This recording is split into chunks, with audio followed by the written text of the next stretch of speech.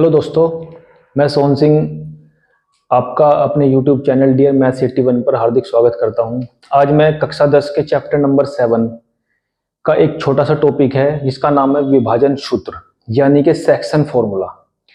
विभाजन का मतलब होता है तोड़ना यानी कि अलग अलग करना। ठीक है, इससे पहली एक्सरसाइज में मैंने आपको दो पॉइंट के बीच की डिस्टेंस निकालना सिखाया था। उसके लिए एक नॉर्मल सा फॉर्मूला होता है, उस फॉर्मूले में आप दिए गए पॉइंट्स को रख देते हैं और उन दोनों पॉइंट के बीच की डिस्टेंस निकल जाती है। वो चीज मैं आपको इससे पिछली वीडियो में पढ़ा चुका हूँ। इस वीडियो में मैं आपको बताने वाला हूँ विभाजन फॉर्मूला यानी कि सेक्शन फॉर्मूला। सेक्शन का मतलब होता है किसी भी, अगर आपके पास दो पॉइंट है और आप ज्वाइन करके एक लाइन बनाते हैं तो उस लाइन को ज्वाइन करने के बाद उस लाइन पे कहीं भी अगर आप एक पॉइंट ले लें तो वो पॉइंट उसे दो अलग अलग पार्ट में डिवाइड कर देता है, यानी कि इसके दो सेक्शन कर देता है। इसलिए हम इसे कहते हैं सेक्शन फॉर्मूला। ठीक है, जैसे हमारे पास मैंने सामने एक छोटा सा एक डायग्राम बनाया। देखिए, यहाँ पर मेरे पास एक पॉइंट ए है, यहाँ पर एक पॉइंट बी है। इन दोनों पॉइंट्स को मैंने आपस में ज्वाइन कर दिया है। ठीक है, ज्वाइन जो मैंने किया है, ज्वाइन करने के बाद एक लाइन बन गई है। अब ये जो पॉइंट हमारे पास है ए के कोऑर्डिनेट मैंने माने हैं x1 y1 और जो बी पॉइंट है उसके कोऑर्डिनेट है x2 और y2। वो कुछ भी हो सकते हैं। ठीक है, ये तो हम फॉर्मूला बनाने के लिए लेट कर लेते हैं। ठीक है, सपोज कर लिया हमने। इसके बाद इस लाइन पर हमने कहीं एक पॉइंट ले लिया है P, कहीं भी ले सकते हैं। ठीक है, रैंडमली कहीं भी ले सकते हैं। और हमने ये मान लिया है कि ये जो पॉइंट आपने इस लाइन पर कहीं भी लिया है ये इस लाइन को m और n के रेशो में यानी कि m और n के अनुपात में डिवाइड कर रहा है। ठीक है, इधर वाला जो रेशो है वो m है, इधर वाला क्या है, n है। तो हमें क्या करना है, इस पॉइंट P, जो पॉइंट इस लाइन के ऊपर एग्जिस्ट कर रहा है, जो सामने आपको नजर आ रही है, पॉइंट इस लाइन पर कहीं भी हो सकता है। हमें इस पॉइंट P के कोऑर्डिनेट फाइंड करने हैं यानी कि निर्देशांक निकालने हैं।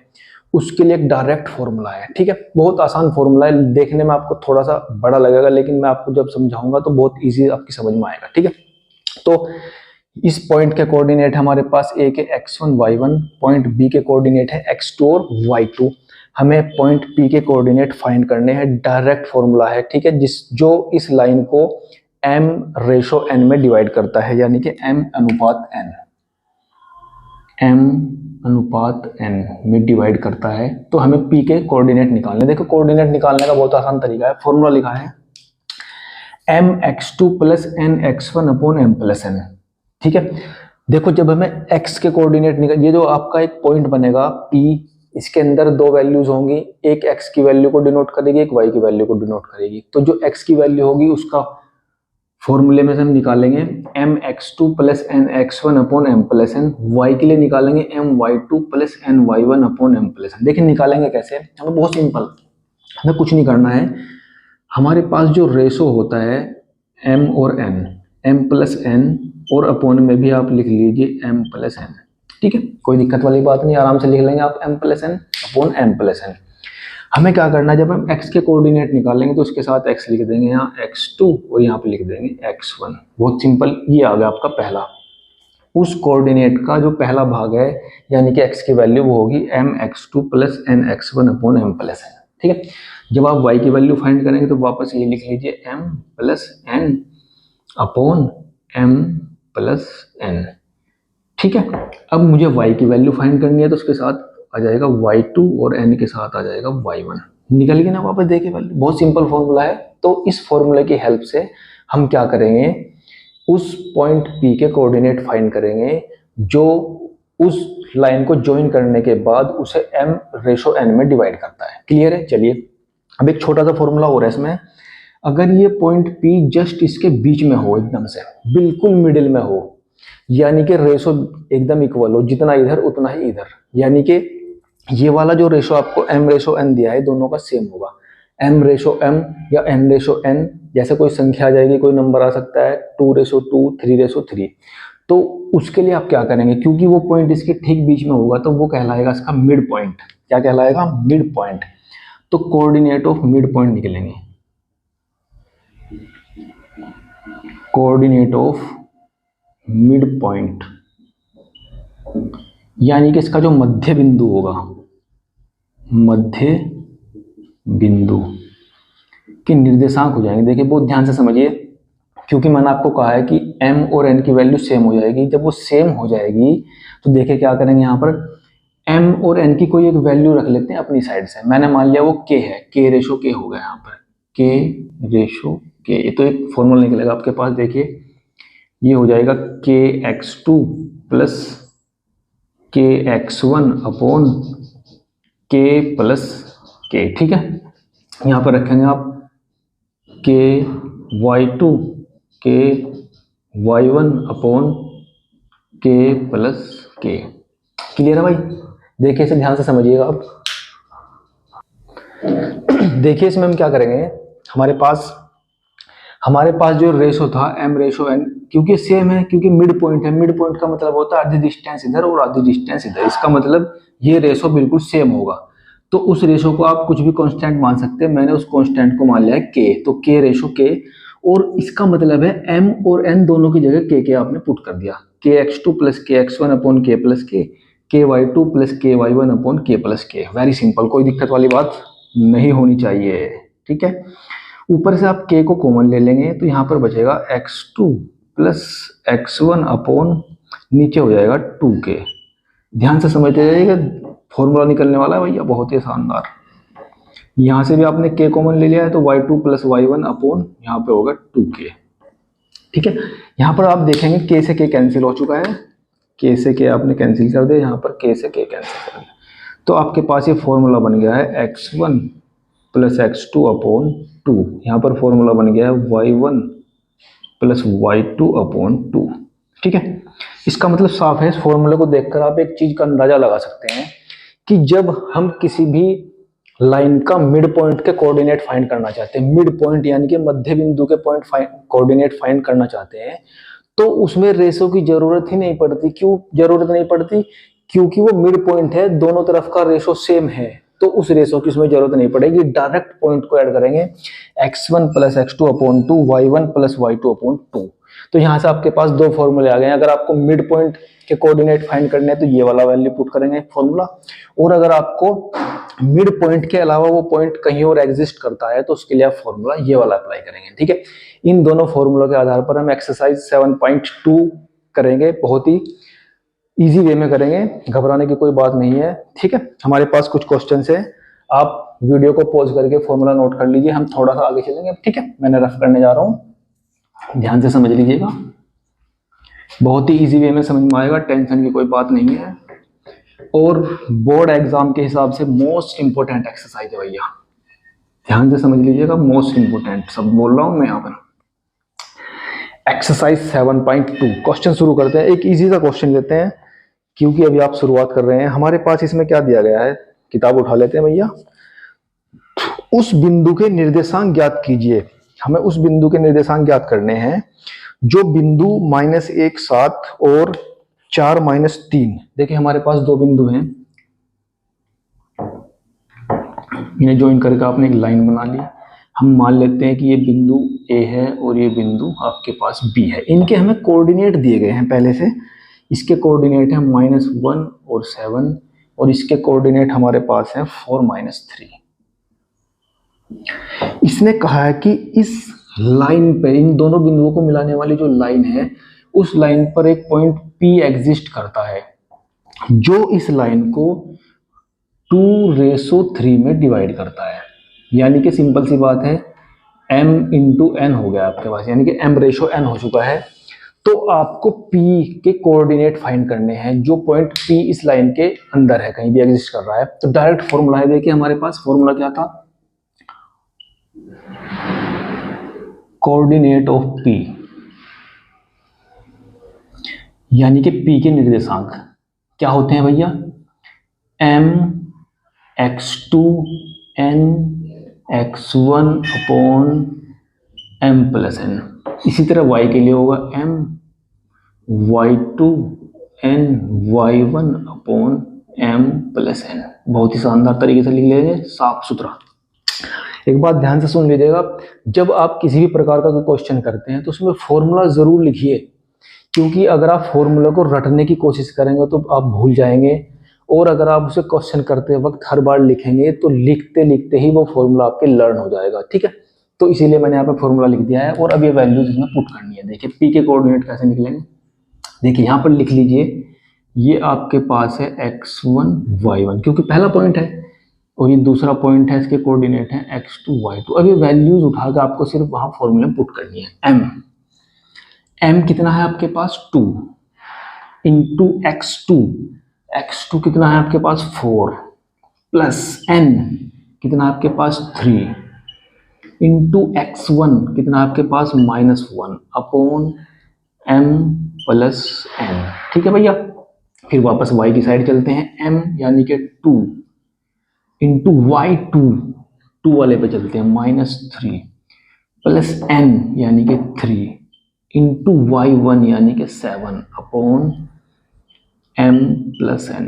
मैंने अभी कुछ भी नहीं किया है, बस वो वैल्यूज जो आपको क्वेश्चन में दी गई थी उठाकर फॉर्मूले में पुट कर दिया। तो थोड़ा सा सोल्व करना है बस, ठीक है। देखते जाइए, ये हो जाएगा आपका 4 2 जा 8, और देखिए ये क्योंकि माइनस है और ये प्लस हो जाएगा माइनस का 3/5। यहाँ पर आइए, ये -6 और ये प्लस 7 3 जा 21/5। 8 से 3 माइनस करेंगे तो 5/5। यहाँ पर 21 से 6 माइनस होगा तो 15/5। पॉइंट के कोऑर्डिनेट निकलने वाले हैं, या 5 से 5 को डिवाइड करेंगे तो 1, 15 को 5 से डिवाइड करेंगे तो 3, यानी कि जो पॉइंट P था उसके कोऑर्डिनेट आपके पास आ गए हैं 1 और 3। तो ये तो बहुत सिंपल सा क्वेश्चन था, क्योंकि आपको वैल्यूज पहले से दी गई थी, बस वो वैल्यूज उठाकर आपने फॉर्मूले में रखी और आपके पास उस पॉइंट P के कोऑर्डिनेट निकल गए जो उस लाइन पर कहीं एग्जिस्ट कर रहा था, जो उस लाइन को 2/3 में डिवाइड कर रहा था। ठीक है, वेरी इजी क्वेश्चन था। अब हम थोड़ा सा अलग क्वेश्चन करते हैं। देखिए हमारे पास क्वेश्चन नंबर 2 है, और याद रखिएगा मोस्ट इंपोर्टेंट क्वेश्चन है। ठीक है, इसी के आधार पर क्वेश्चन रहेगा। फॉर्मूला मैं यू का तो लिख दे रहा हूँ, थोड़ा सा आगे बढ़ते हैं भैया, ध्यान से समझते चलिएगा। इंपोर्टेंट पार्ट हम कर रहे हैं कोऑर्डिनेट ज्योमेट्री का। इस क्वेश्चन में हमें क्या दिया गया है, पहला क्वेश्चन था, अब करेंगे हम क्वेश्चन नंबर 2। बहुत ही आराम से करेंगे, शोर नहीं करना है। देखिए इसने कहा कि हमारे पास दो बिंदु है 4 और -1। ये A है, इसके कोऑर्डिनेट है 4 -1। एक पॉइंट B है इधर, इसके कोऑर्डिनेट हमें दिए गए -2 और -3। -2 और -3 ये आपका B है। इन दोनों को ज्वाइन करके मैंने एक लाइन बना ली भैया, बहुत ही साफ सुथरी सी। ठीक है, अब देखिए क्या कर रहा, ये कह रहा कि जो दो बिंदु आपके पास पॉइंट दिए गए थे A और B, उनके कोऑर्डिनेट आपको पहले से पता है, तो इन बिंदुओं को ज्वाइंट करके जो लाइन बनी है, यानी कि रेखाखंड लाइन सेगमेंट बना है, उसको समत्रिभाजित यानी कि 3 इक्वल पार्ट में डिवाइड कर दो। 3 इक्वल पार्ट में, ध्यान रखना तीनों के तीनों पार्ट इक्वल होने चाहिए। ठीक है, ये पार्ट और ये पार्ट तीनों मैं मान लेता हूँ। ये पॉइंट क्या है P और ये आपका हो गया Q। तो उसने क्वेश्चन में कहा गया कि ये जो पॉइंट आपको पहले से A और B दिए गए थे, इन्हें ज्वाइंट करके जो लाइन बनी है, इस लाइन को 3 इक्वल पार्ट में डिवाइड कर दीजिए, और डिवाइड करने के बाद उन पॉइंट के नाम मैंने क्या रख दिए, P और Q। तो ये आपसे कह रहा है कि ऐसा करने से जो ये पॉइंट P और Q आपके पास आए, इनके कोऑर्डिनेट फाइंड कीजिए। देखिए मैं सिंपल सी बात मान लेता हूँ, क्योंकि ये डिस्टेंस और ये डिस्टेंस तीनों इक्वल हैं, तो जब मैं मान लेता हूँ कि ये वाली डिस्टेंस 1, ये भी कितनी 1, और ये भी कितनी 1। देखो 1 मैं इसलिए मान रहा हूँ, आप इसे कुछ कांस्टेंट भी मान सकते हैं। क्यों? क्योंकि तीनों डिस्टेंस इक्वल है, तो आप इसे k भी मान सकते हैं, a भी मान सकते हैं। मैंने थोड़ा कैलकुलेशन को हल्का करने के लिए, इजी करने के लिए यहाँ पर एक नंबर रख लिया 1 1 1। ठीक है, क्योंकि ये रेशो इक्वल है तो मैंने यहाँ पर 1 1 पुट कर लिया है। अब मैं जब P के कोऑर्डिनेट फाइंड करूंगा तो इधर तो है 1 और इधर हो जाएंगे 2, यानी कि 2 पार्ट उधर हो गए, एक पार्ट इधर हो गया, तो रेशो बन जाएगा 1:2 जब मैं P के कोऑर्डिनेट फाइंड करूंगा। जब मैं Q के कोऑर्डिनेट फाइंड करूंगा तो Q के कोऑर्डिनेट में 2 भाग इधर हो जाएंगे, एक पार्ट उधर हो जाएगा, तो रेशो लेंगे 2:1। ठीक है, तो मैं इसका एक पार्ट कर रहा हूँ P, उसमें क्योंकि रेशो लेना है 1:2। जब मैं Q के कोऑर्डिनेट फाइंड करूंगा वहां पर सिर्फ आपको रेशो चेंज करने हैं, यानी कि वहां पर लेना पड़ेगा 2:1। क्यों? क्योंकि Q के लिए 2 भाग इधर हो जाएंगे, एक भाग उधर चला जाएगा। तो P के कोऑर्डिनेट फाइंड करते हैं। क्वेश्चन नंबर 2 है,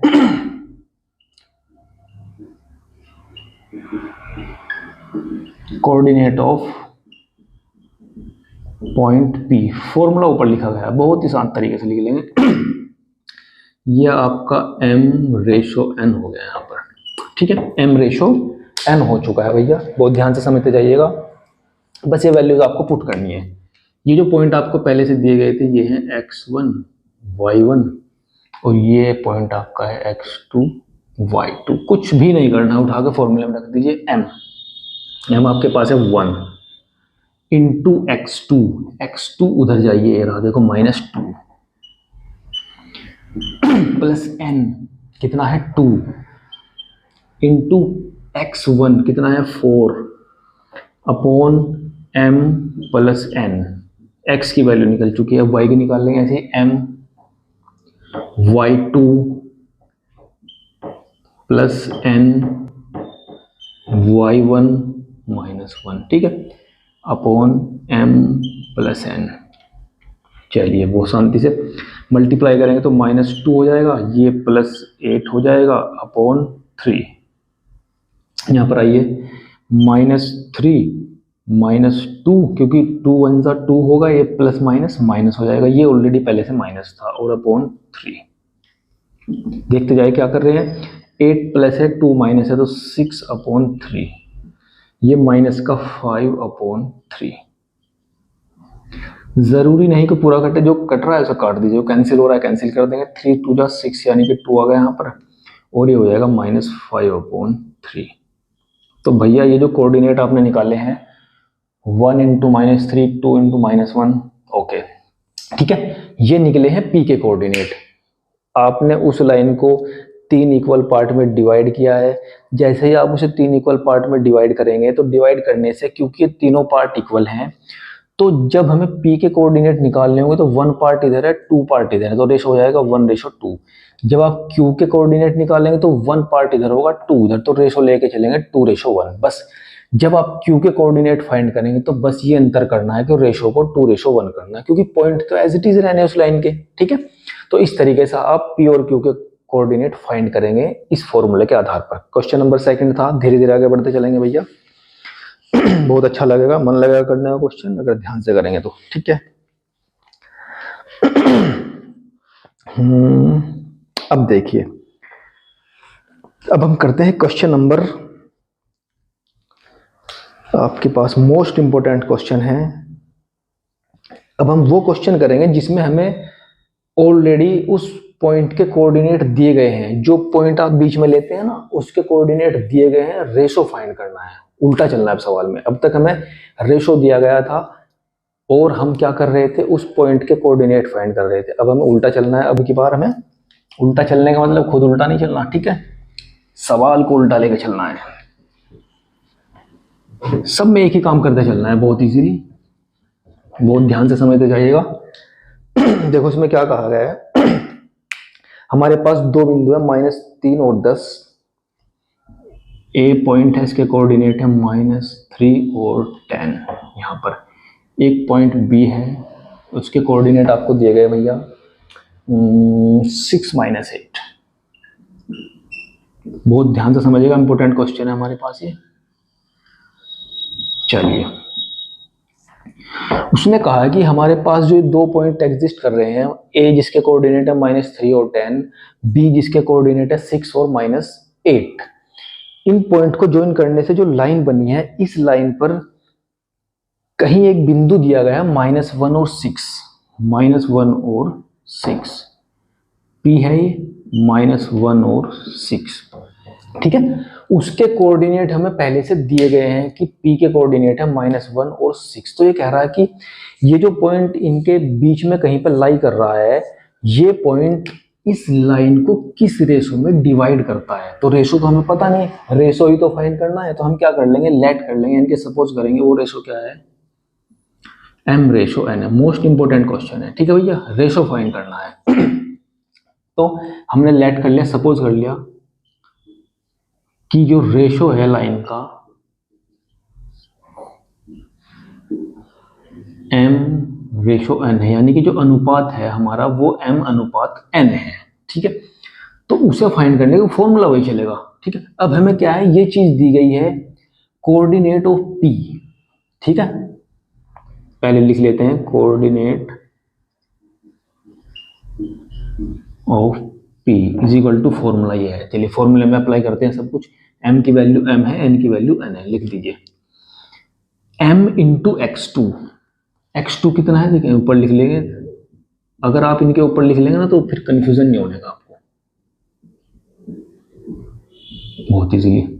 mx2 यानी कि 6m हो जाएगा प्लस nx1, तो n कितना है n ही है, और x1 कितना है -3 और अपॉन m प्लस n। चलिए फिर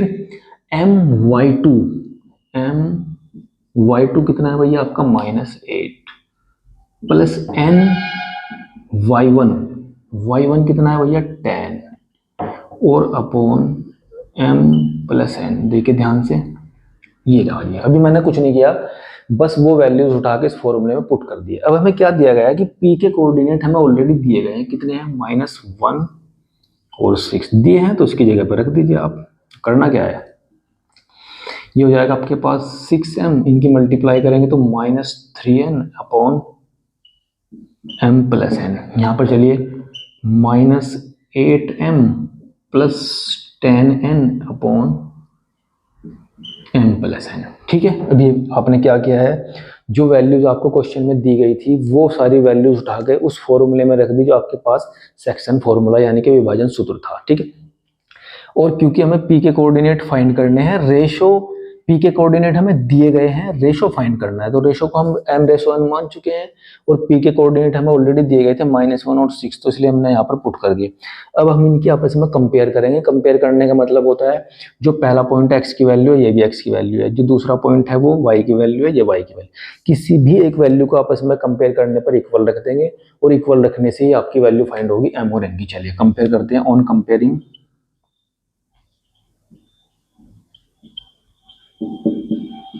बोथ साइड्स, दोनों ओर की तुलना करने पर, तुलना का मतलब होता है जो चीज जिसकी जगह पाई भी वो आपस में इक्वल हो जाएंगी। तो 6m -3n upon m plus n is equal to हो जाएगा -1 की। ठीक है, वो ध्यान समझ लिए क्या कर रहे हैं, पहली वैल्यू पहली की इक्वल हो जाएगी, क्रॉस मल्टीप्लाई कीजिए, ये इधर जाएगा तो 6m -3n। जब m प्लस n 1 के साथ आएंगे तो दोनों माइनस हो जाएंगे, -m और -n। अब मुझे करना क्या है, m दोनों m एक साइड करने हैं और n एक साइड करने हैं, तभी तो रेशो निकलेगा। तो m को उधर लाते हैं, तो 6m प्लस ये m इधर माइनस है तो उधर आगे प्लस हो गया, ये n उधर जाएगा तो ये हो जाएगा 3n प्लस, और ऑलरेडी n पहले से उधर माइनस था। देखिए अभी कुछ नहीं किया, m और n को अलग अलग कर दिया। अब यहाँ पर आ जाइए, देखिए 6m और 1m कितना हो गया 7m is equal to 3n से 1n गया तो आपके पास बचा 2n। ठीक है, अब हमें रेशो फाइंड करना है। रेशो का मतलब होता है अपॉन, यानी कि m के अपॉन में n जहां पर आया और m अपॉन n की जो भी वैल्यू हमें नंबर में मिलेगी वही आपका रेशो बन जाएगा। तो यहां से हम क्या करेंगे, इस n को m के नीचे लाएंगे,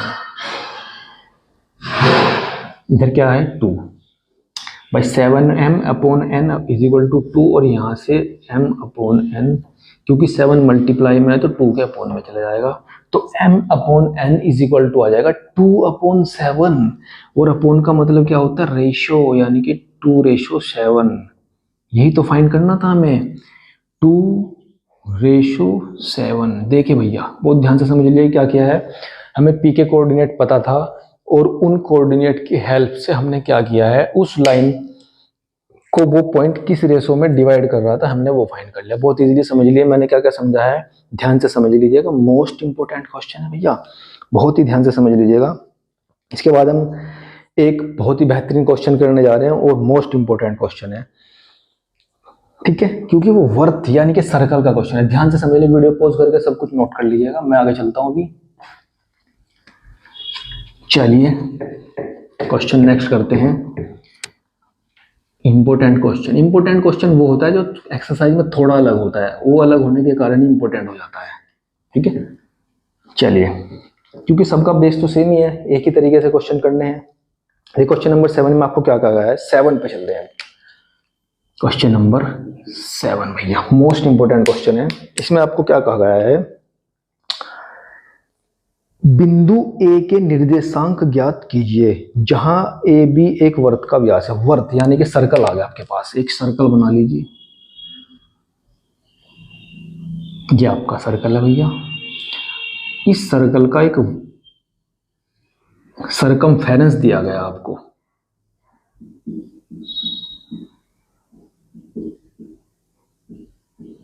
सरकमफेरेंस यानी कि व्यास, ठीक है। ये होगा आपका व्यास ए बी, ठीक है, ए बी। इस सर्कल का सरकमफेरेंस है जिसका जो सेंटर है, केंद्र 2-3 है, क्योंकि सेंटर है। इस सेंटर ओ के कोऑर्डिनेट आपको दिए गए हैं 2-3, ठीक है भैया। और भैया जी इसने दिया है बी के कोऑर्डिनेट है 1 और 4, बी के कोऑर्डिनेट है 1 और 4, ठीक है। तो आपको ए के कोऑर्डिनेट फाइंड करने, ये जो इधर ए पॉइंट दिया गया है इसके कोऑर्डिनेट आपको फाइंड करने हैं। ये पॉइंट मैंने मान लिया एक्स वाई। देखिए ध्यान से समझिए, क्वेश्चन में क्या कहा गया है, हमारे पास एक सर्कल है, ठीक है। उस सर्कल का एक सरकमफेरेंस दिया गया है और उस सरकमफेरेंस के जो बाउंड्री पॉइंट है वो ए और बी है। यहां से आपने ज्वाइन कर लिया, कोई भी सरकमफेरेंस आप ज्वाइन कर सकते हैं। उन सरकमफेरेंस ने, देखो सरकमफेरेंस होता क्या है, जो सर्कल के सेंटर से होकर लाइन जाती है, ठीक है, और दोनों उसके पैरामीटर को टच करती हैं, ठीक है, वो कहलाती है उसकी सरकमफेरेंस, ठीक है। ओह सरकमफेरेंस कह रहा हूँ, वो सॉरी बहुत ज्यादा सॉरी भैया, ये डायमीटर है, diameter sorry, diameter, diameter, diameter.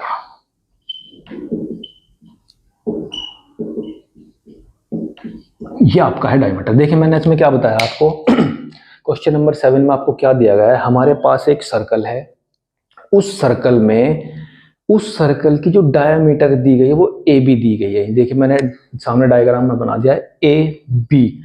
और ये जो आपकी डायमीटर होती है, डायमीटर होती क्या है, जो उस सर्कल के सेंटर से होकर एक लाइन जाती है, जिस वैसे एक कोड होती है, तो एक ऐसी कोड जो उस सर्कल को 2 इक्वल पार्ट में डिवाइड करती है, उसे कहते हैं डायमीटर, ठीक है। तो इस डायमीटर के जो बाउंड्री पॉइंट है वो यहाँ इधर वाला ए है, ये वाला बी है। तो बी के कोऑर्डिनेट हमें ऑलरेडी दिए गए हैं 1 और 4, और हमें ए के फाइंड करने हैं। तो ए के मैंने अपनी तरफ से सपोज कर लिए हैं एक्स और वाई हैं, और साथ ही साथ इसने क्या दिया गया है कि जो उसका सेंटर है ना सर्कल का, उसके कोऑर्डिनेट है 2 और -3। तो आपको ए के कोऑर्डिनेट फाइंड करने, बहुत इजीली करेंगे। देखिए क्वेश्चन आपकी समझ में आ गया होगा। अब आते हैं क्वेश्चन को करेंगे कैसे। बहुत इजी है। देखिए ये इसका डायमीटर है, ये सेंटर है।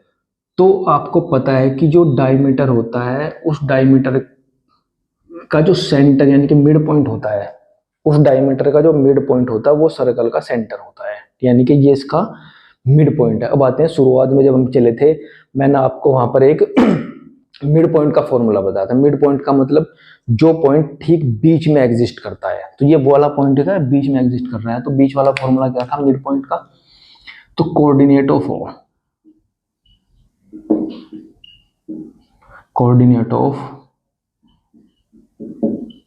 Point O x1 plus x2 upon 2, y1 plus y2 upon 2, ठीक है भैया। बहुत, क्योंकि ये इसका मिड पॉइंट है तो उसमें रेशो लेने की जरूरत आपको नहीं पड़ेगी, ठीक है। चलिए अब ये वैल्यूज आपको पुट करनी है यहाँ पर।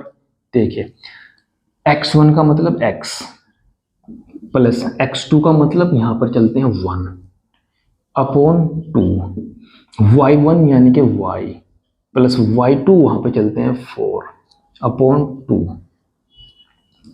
ये इस फॉर्मूले से सेंटर के जो मिड पॉइंट होता है उसके कोऑर्डिनेट होते हैं x1 plus x2 upon 2, y1 plus y2 upon 2। लेकिन हमें ये तो निकालने नहीं, ये तो हमें ऑलरेडी दिए गए हैं। किसके इक्वल दिए गए हैं, देखिए 2 - 3। वापस वही कंडीशन जो मैंने भी पिछले क्वेश्चन में बताया था। अब हम कंपेयर करेंगे, क्यों, क्योंकि कंपेयर करने के बाद ही तो x की और y की वैल्यू फाइंड होगी।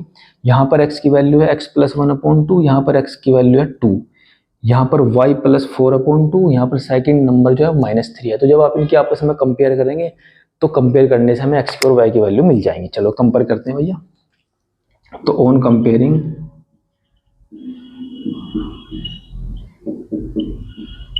चलिए कंपेयर करने पर x plus 1/2 is equal to हो जाएगा 2।